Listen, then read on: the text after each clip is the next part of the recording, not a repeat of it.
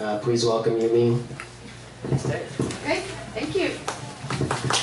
Aloha, thank you again for introducing us.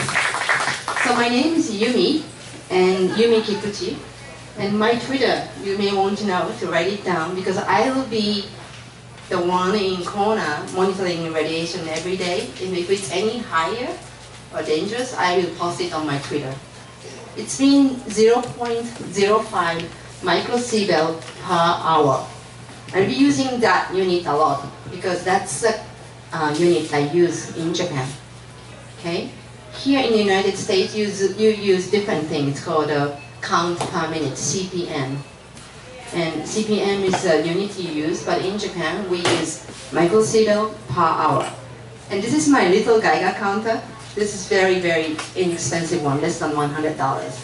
So if you want to buy the good one, it's from Germany, and they cost about $500. And you may want to have one for your family, for your own protection from now on. Because radiation is coming this way, and as you know, it's already in the fish.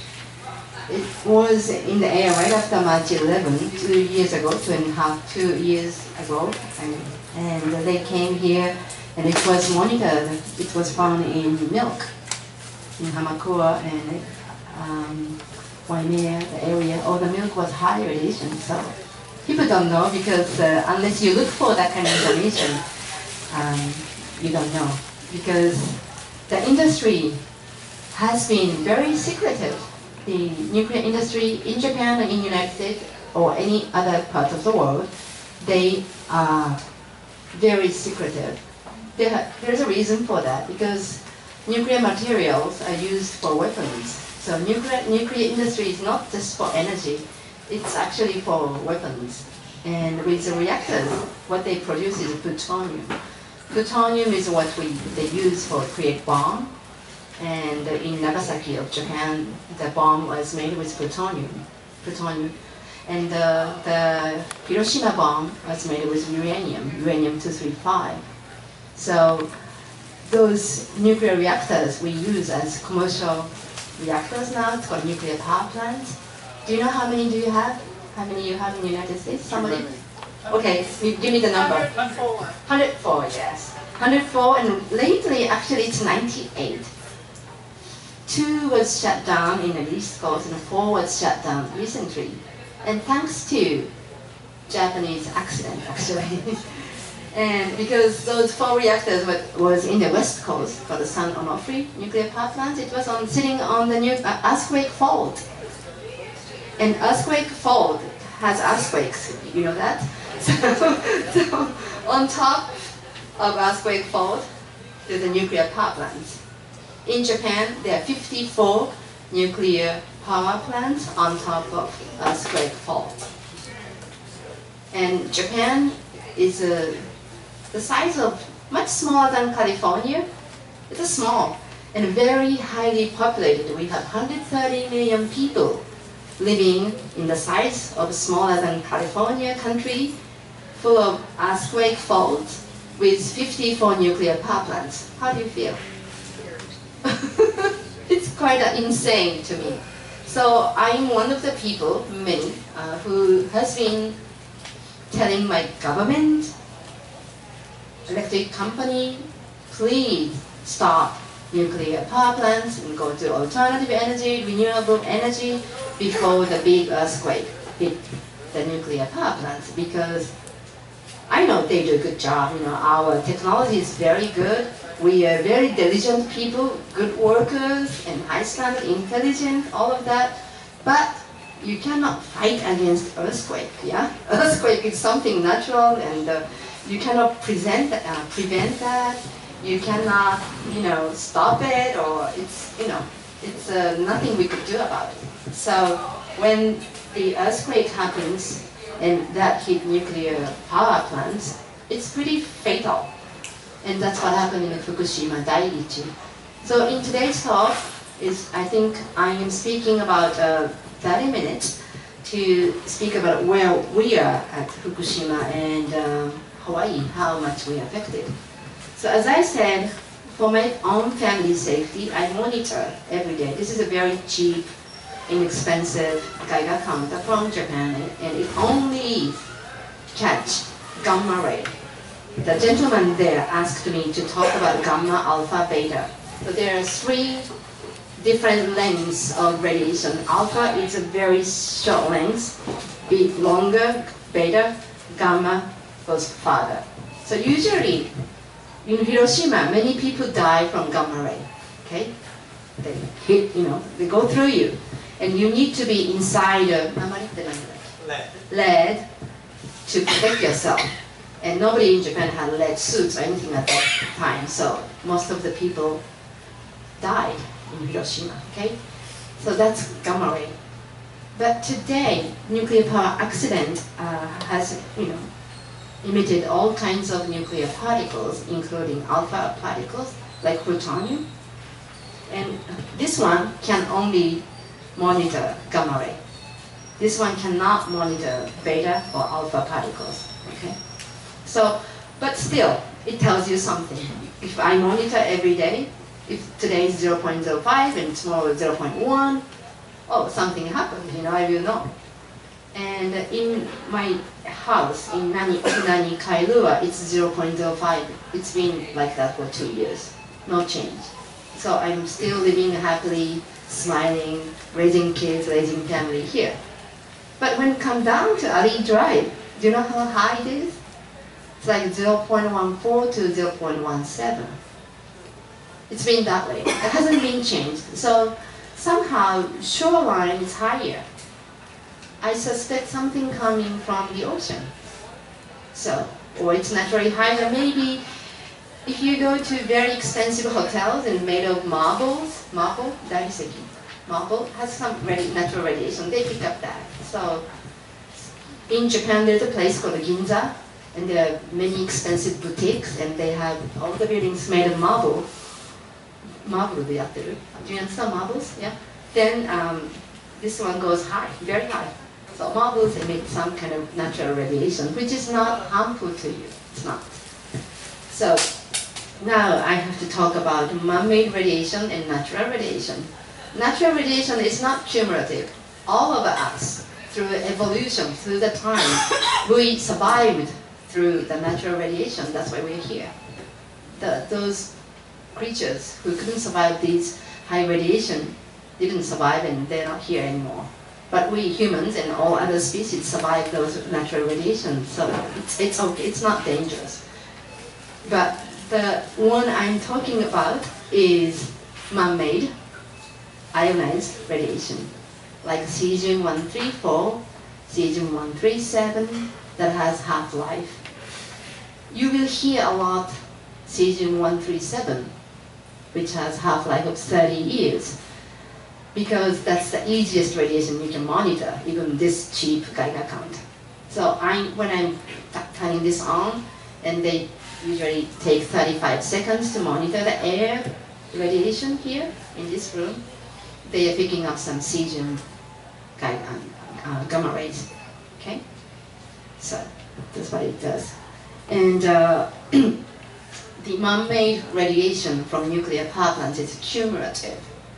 You hear there are, maybe you didn't hear, there are 58 children in Fukushima now suffering from thyroid cancer.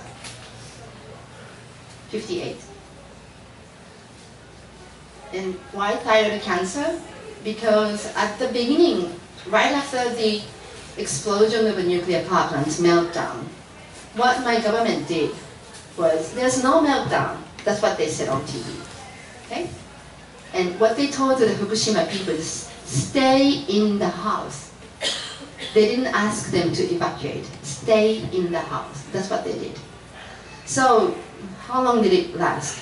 For 2 months, they hid the information about, truth, meltdown. So I'm one of the people from the day one, it's already melted down, evacuate. That's what I said. You can go back to my Twitters and you will find me saying that. And I was ridiculed and bashed and, all kind of things. I'm telling the lie. But I wasn't. I was so sure it's already melted down because they lost all the power. When nuclear power plants lose power, they melt. As simple as that. nuclear power plant need energy from outside. It's very ironic. Energy to keep cooling the nuclear power plant. It has to be cooled all the time, otherwise it gets too hot and it will melt and explode. It's natural, yeah? So the people in Fukushima has been exposed for a long time, and they are even exposed today.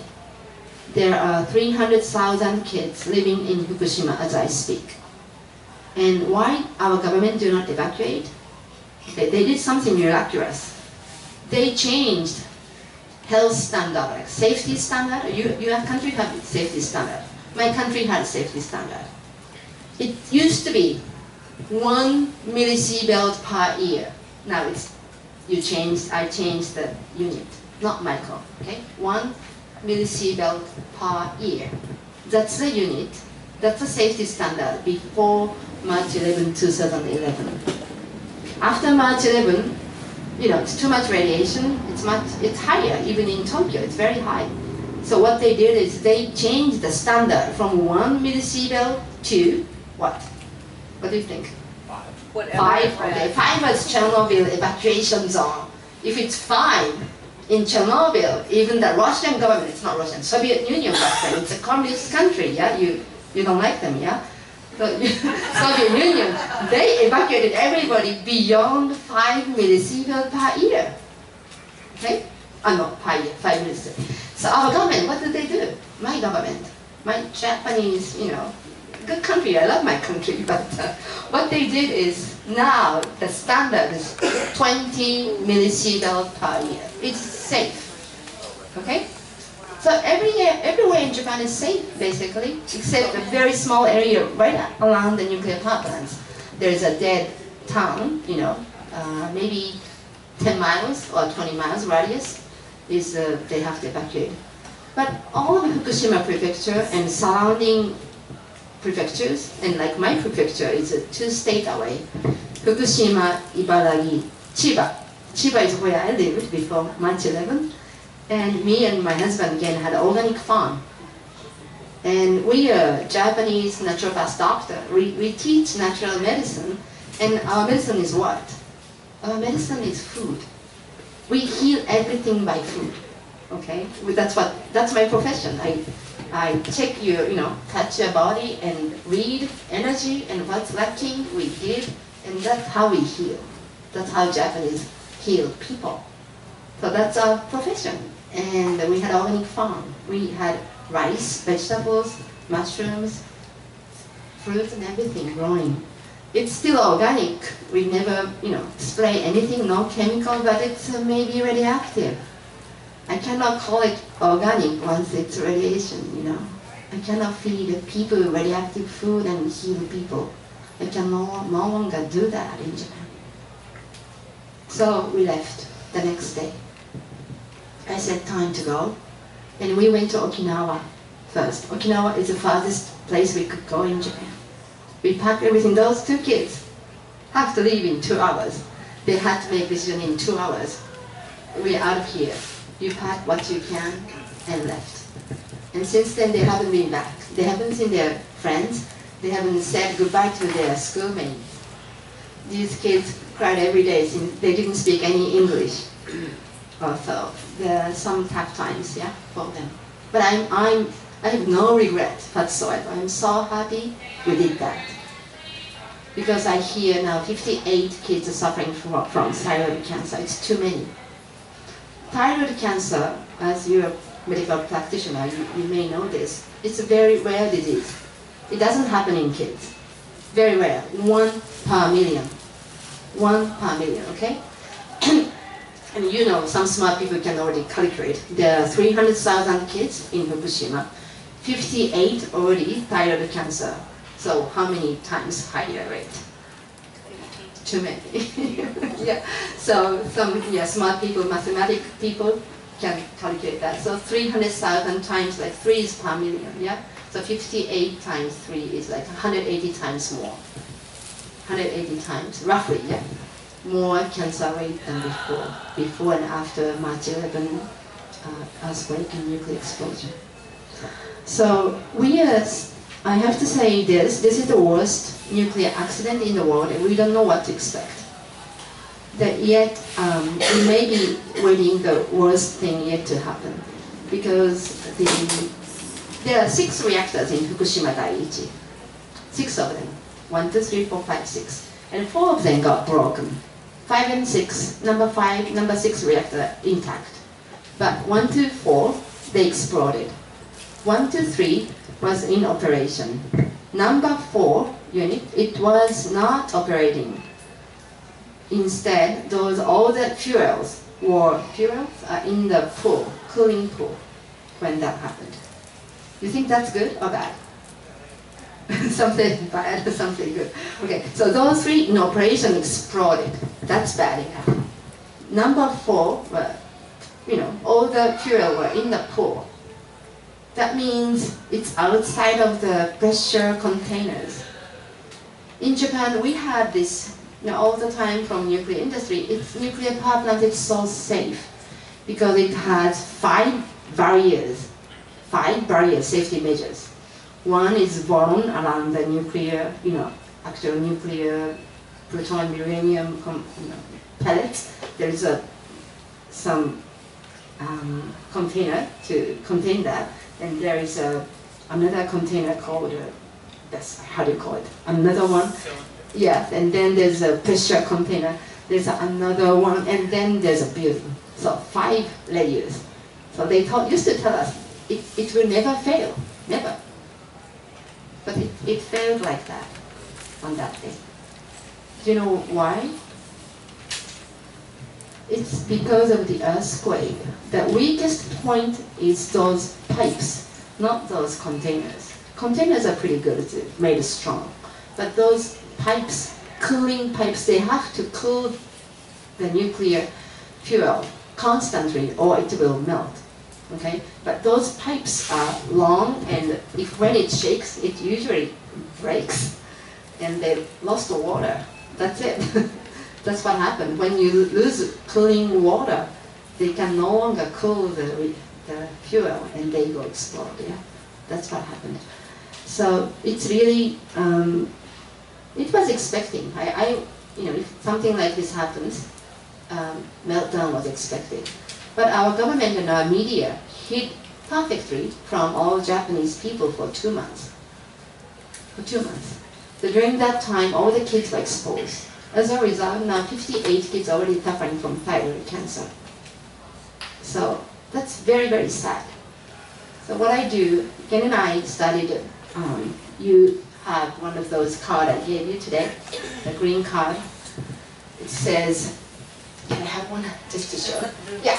It says, what we do is inviting the children of Fukushima to Hawaii Island to experience a healthy respite from radiation exposure. That's our mission statement.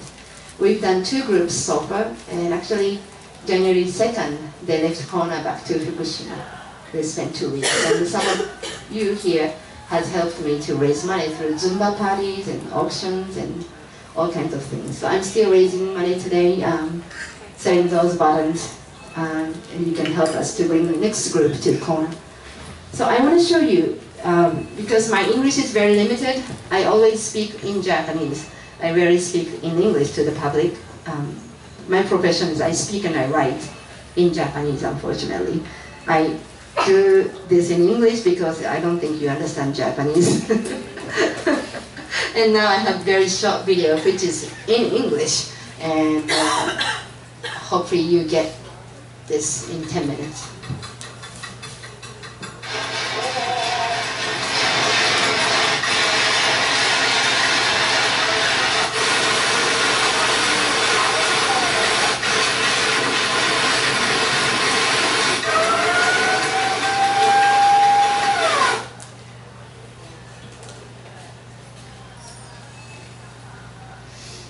We were told 3 partial meltdowns, don't worry about it. Now we know it was 100% core melt in all 3 reactors. Japan is, by orders of magnitude, many times worse than Chernobyl. Never in my life did I think that 6 nuclear reactors would be at risk. Well, TEPCO is like the little dust boy. All of a sudden we have cracks in the dike, you put a finger here, you put a finger there, and all of a sudden new leaks start to occur, and they're overwhelmed, literally making it up as they go along. We're in totally uncharted territories. You get any nuclear engineering book, look at the last chapter, and this scenario is not contained in the last chapter of any nuclear engineering textbook on the planet Earth. So they're making it up as they go along, and we are the guinea pigs for this science experiment that's taking place. All radiation is damaging. It's cumulative. Each dose you get adds to your risk of getting cancer.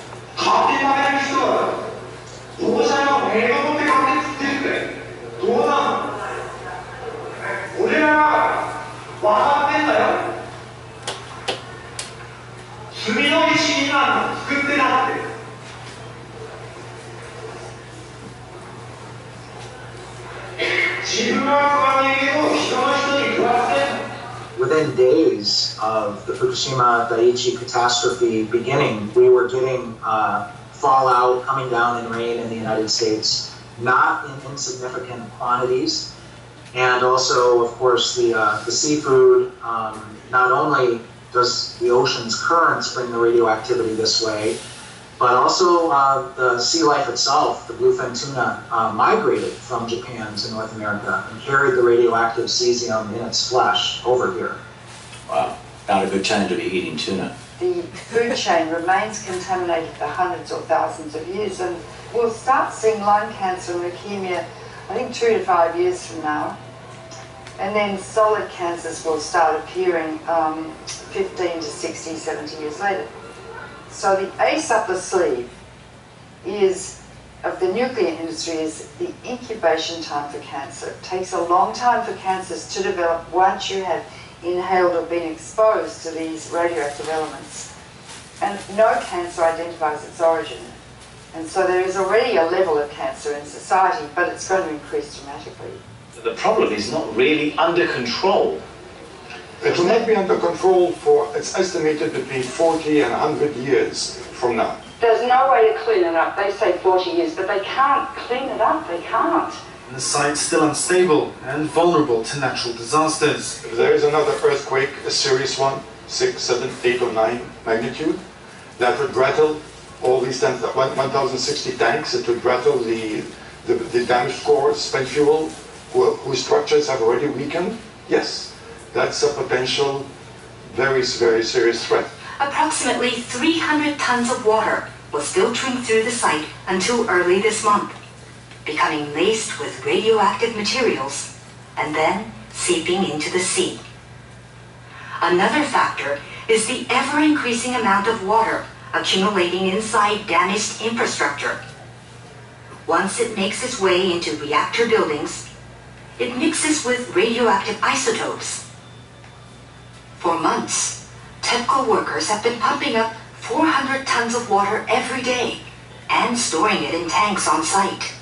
There's 1,060 tanks, stainless steel water tanks, that are holding the water which they keep pumping into the damaged reactors and the spent fuel storage pools. From the air, the scale of the problems at Fukushima become clear. The growing mass of storage tanks now dwarfs the plant itself. More than 1 million tons of highly radioactive water is now stored here. But the tanks have been hastily built. They're made of steel plates, bolted together, rather than welded. Last week, workers detected a major leak in one of those tanks. About 300 tons of water escaped, releasing several quadrillion becquerels of radioactive particles. Experts have often pointed out how vulnerable they are to damage. The tanks, though, have been put together very quickly. There's no guarantee they'll last. Their seals are made of rubber, and the joints and bolts are corroding. And they may last not more than 5 years. So the tank farm has grown dramatically, and it's on the hill. Of course, the problem is, because it's on the hill, the water flows down, and if there's an earthquake, all of these pipes are held together with plastic piping. Not much different than what you've got on a swimming pool. So the plastic pipe will snap, and that water will just run right down that roadway directly into the ocean. how long the contamination has been leaking into the water? Very likely since the explosions and the meltdown at Fukushima Daiichi in March of 2011. Wow, that is quite a long time. Now, how much and what sort of radiation is leaking into the Pacific? I know there's all different types, so if you can explain that in a little detail. Well, clearly what we've seen now is the movement of radioactive hydrogen, tritium, which is a mobile radioactive isotope, but clearly radioactive cesium, 134, 137, strontium-90. We're seeing a full range of radioactive contaminants now moving, which indicate that the damaged cores of these reactors, the meltdowns themselves, are now contributing to the contamination of the Pacific Ocean and groundwater that's moving at about a rate of 300 to 400 metric tons per day. So the radiation has been leaking into the water and polluting the fish continuously for the last 2 years. Radioactive iodine-129, its half-life is 17 million years, plus strontium, plus cesium, plus tritium, and I could go on and on and on. If it gets into the sea, the algae concentrated hundreds of times, then the crustaceans concentrated hundreds of times, and the little fish, then the big fish, they're nice. Because we stand on the apex of the food chain. You can't taste these radioactive elements, you can't see them, and you can't smell them. They're silent. This graphic shows the gradual contamination of the Pacific Ocean due to leaks of radioactive water from the crippled Fukushima nuclear plant in Japan. The simulation, which was run by a German Marine Research Institute, shows the entire Pacific waters being polluted by radioactive water in just 6 years. The fuel core of Unit 4 of the Fukushima Daiichi nuclear plant. More than 1,500 fuel rods sit in a damaged storage pool 30 meters above ground. The amount of radioactivity within the rods themselves is about 14,000 times that of the Hiroshima bomb. We are dealing with diabolical energy. E equals mc squared. It's the energy that blows up nuclear bombs. Einstein said, nuclear power is a hell of a way to boil water. They need to remove those fuel rods from the pool because if there's another earthquake, building 4 would go down probably, and all those fuel rods would be exposed to the air and they would burn, and they would release 10 times more radiation or cesium than was released at Chernobyl. Huge amounts, and pollute much of Japan. In this square, there is a fuel rod like this. We're in a nuclear crisis at the moment. If there's another earthquake and building 4 collapses, which contains the cooling pool with fresh fuel, I'm going to evacuate my family from Boston. So they put a crane on top of that building, which is shaky anyway. And they're going to lift the fuel assemblies up one by one with the crane, and it will be done manually. Normally, those rods are removed by computer control with millimetres to spare. It's a very delicate operation. The fuel rods must be kept submerged and must not touch each other or break. Nuclear experts warn any mishaps could cause an explosion many times worse than that one here in March 2011. Because if several rods touch each other, you could reach criticality and the whole fuel pool could go critical. Or if the rods break, if they're being lifted out, large amounts of radiation would escape from the rods and the area would have to be evacuated, meaning that the area is evacuated, the continuous operation of cooling 5 spent fuel pools and 3 melted cores would stop. Need I go on?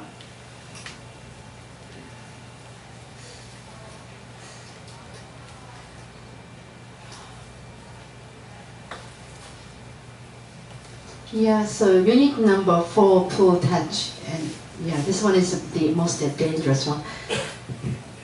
And well, that's what I could show in English. This is the best one I found in English, and there's more information in Japanese, of course, because I have many colleagues in Japan working on this issue every day, and I get the news from Japan. So I constantly will write a Twitter. It's mostly in Japanese. I do this mostly for Japanese people.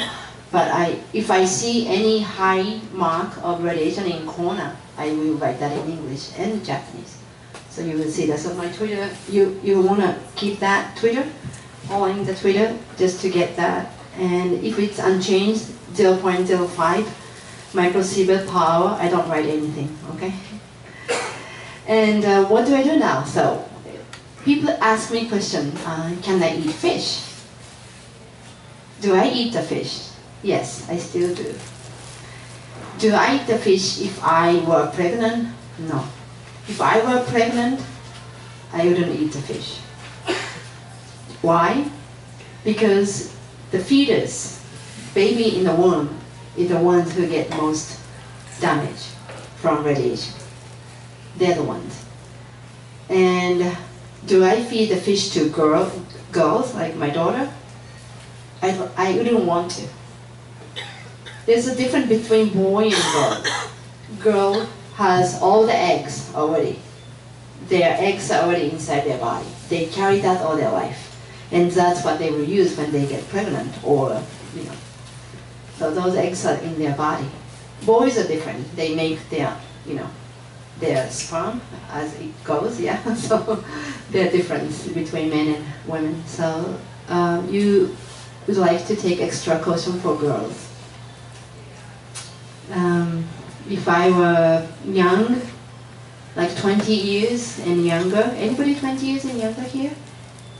Those should be the ones who will be listening to me, actually. Because as you age, you get less effect, actually. If you're over 40, I'm over 40, so I eat anything. I eat anything, but I still would like to keep my body healthy, so I would watch, but I still eat fish. I still eat lots of things that people say it has radiation. I still do. I still go to Japan. And I may die of cancer, I don't know.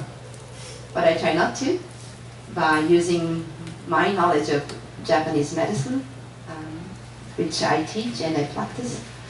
So I hope not. But for children, you have to be really extra careful for what to feed to children.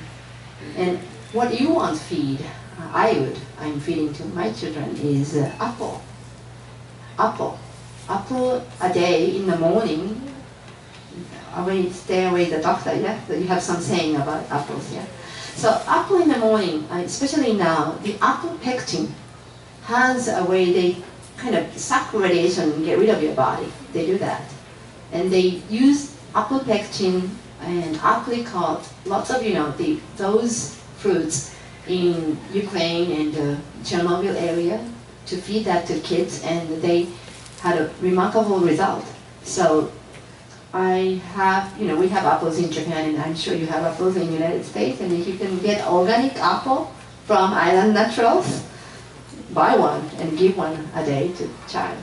I do that. I've been doing that. So my kids kind of like apples now because they've been used to eating that for years now. Another thing I want to feed the kids, anything green, anything. The darker, the better. But many kids do not like vegetable, like my son.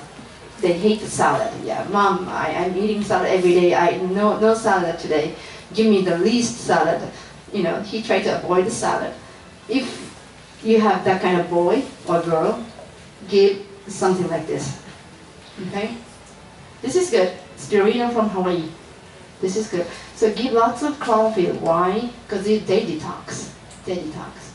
They have power. And all those things, Ben will be talking more nutrition things later. That's a good news. That is something we could do.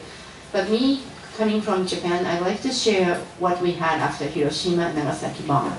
There are a group of people in Japan who lived, and there was a hospital at the epicenter, 1 mile from the epicenter. Most of the people, you know, were incinerated and died. But this hospital was made of concrete, and they survived. And at that time, we didn't know anything about radiation. It's a first bomb. We didn't know about nuclear bomb, okay? So that hospital kept operation, and people were coming to that hospital to be treated, okay? 1 mile in the epicenter. And they didn't have any medicine, of course. Everything is burned. All they had was miso. Miso, you know miso? Miso, and they fed miso and brown rice with seaweed and wakame. Wakame is another seaweed. And umeboshi they had. And they all survived. All of them. All of them. None of them died. So there's something amazing about miso. It's real miso. Not the instant miso you buy, you know. It has to be real, live culture miso with lots of enzyme. That can help you. So be friendly with miso. It's an acquired taste. You may not like it, but get to like it. It really protects you. If you don't like miso, you can eat like kombucha, or you can eat sauerkraut. Anything fermented is good for you. And I eat more organic raw than before now. After March 11, you need more enzyme than before. To fight against cancer and leukemias, you need more enzyme.